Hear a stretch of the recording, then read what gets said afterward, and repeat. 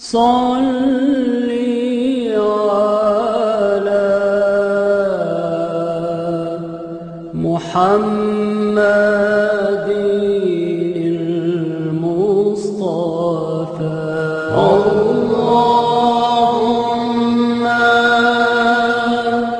صل نحمده ونصلي ونسلم على رسوله الكريم أما بعد. Respectable guest speaker Sheikh Abdul Hakim Murad and Mr. Lord Nazir Ahmad, ladies and gentlemen, first of all, after my thankfulness to Almighty Allah for His blessings and granting us the tawfiq to organize this beautiful conference, I would like to congratulate all organizing members of Minhajul Quran, the members of the Minhajul Quran Youth League, who have been engaged in organizing this very important conference, and because of that all of us are able to express and exchange our views on this very significant subject, which is necessity of the day: renouncing terrorism, regaining peace, and future of religion. I would say future of Islam.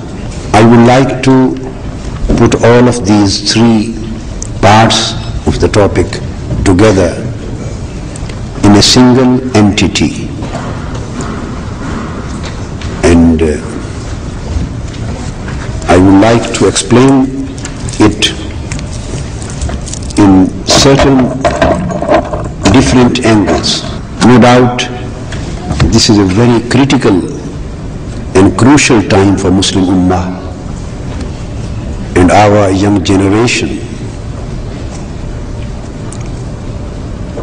who are facing a very terrible situation all over the world, particularly in the West, in connection of their Islamic faith, Islamic ideology, Islamic philosophy, and everybody trying in his own way to defend Islam and Islamic teachings. So instead of defining Islamic character in various ways as deemed to be suitable to various groups or deemed to be feasible or acceptable to various minds, it would be better to refer the whole case to Quran and Sunnah and to Seerah of Holy Prophet sallallahu alaihi wasallam, and to understand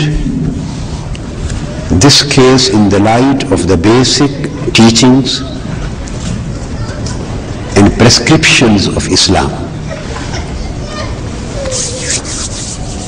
So I will start explaining this aspect right from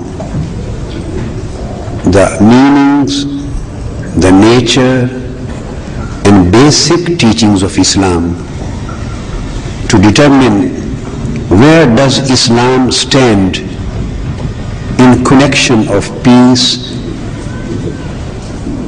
and terrorism. This is a time when whole Western media, being biased against Islam and Muslim world, is trying to create many misunderstandings, confusions, misconceptions, and it is being tried to paint a very terrible face of Islam. And those who are engaged in Islamic da'wah work and they are trying to defend Islam in their own ways, they sometimes defend Islam or propagate Islam or promote the teachings of Islam in such a way that instead of serving the Islamic objectives, their efforts serve the objectives and aims of the enemies of Islam. So first of all, the way how we should understand what Islam is to try to understand there are from those three basics which can be declared to be the basis of Islamic theology, Islamic ideology and Islamic philosophy. And these three bases are Iman, Islam and Ihsan. Iman is the thought and faith of Islam, our thought and faith. Islam is practice and system. Ihsan is excellence and perfection. Iman is from An, and An signifies the peace, safety and security. The word Islam is from Silm. This signifies the peace, submission and discipline, obedience. Ihsan is from Husn, and this signifies peace, beauty and excellence. Coming to Islam,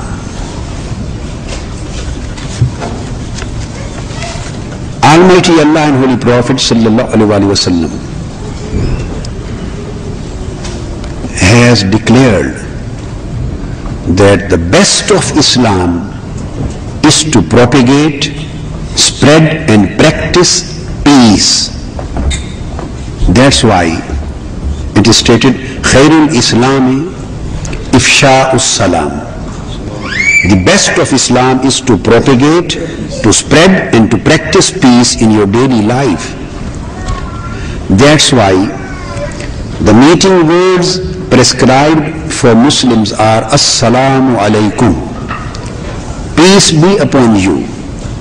So we meet with each other, and the meeting words prescribed by Islam is the message of peace.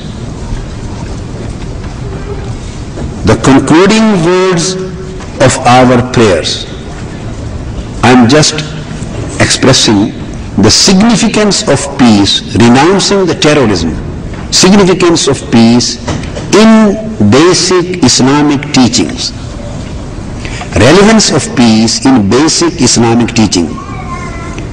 And I felt it necessary to repel this understanding or this view. When we talk of peace, there are two responses and two reactions. The Western people who are not understanding the real teachings of Islam, they say as if we are trying to defend ourselves and we are now trying in these particular circumstances to give a very peaceful face to Islam, as if this is our strategy. That's wrong. Some of our own Muslim brothers and organizations, when we talk of peace, they think as if we are becoming defensive against Western aggression. So we are becoming defensive. No need to become so defensive. That's why I have started my subject from this point. This is neither